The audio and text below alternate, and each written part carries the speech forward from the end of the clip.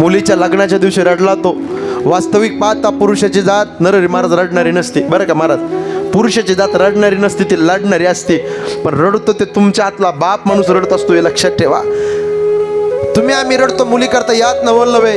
जनकपुरीचा जनक राजा सीते करता रडला, कण्वासारखा ऋषी रडला शकुंतले करता, या रयतेचा राजा छत्रपती शिवाजी महाराज रडले सखुबाई करता.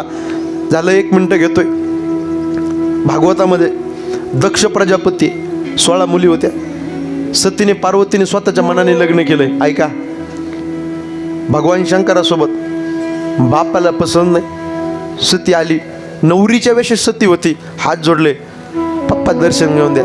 बाप म्हणला कार्टे, स्वतःच्या मनाने लग्न केलं, तोंड दाखवू नकोस. चालते हो. बापाला पसंत नाही. किती लाड केला त्या बापाने. जसा बाप रडतो, दरवाजा लावून घेतला दक्ष प्रजापतीने, आणि दक्ष प्रजापती घराच्या आत रडतो आणि सती दारामध्ये हंबरडा फोडून रडत असते.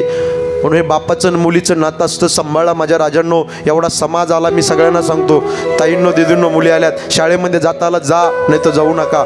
कॉलेजाला जाता आलं जा, नाही तर जाऊ नका. नोकरी जॉब बिझनेस शहरात पुणे मुंबईला सोलापूरला करता आला करा, नाही तर करू नका. पण बसलेल्या बापाची मान या समाजामध्ये खाली होईल असं कधी पाऊल उभ्या आयुष्यामध्ये टाकू नका. आईच्या डोळ्यात पाणी होऊन देऊ नका, बापाची मान खाली होऊन देऊ नका, आणि हिंदू संस्कृतीला कलंक लागेल असं वर्तन उभ्या आयुष्यामध्ये कधी करू नका.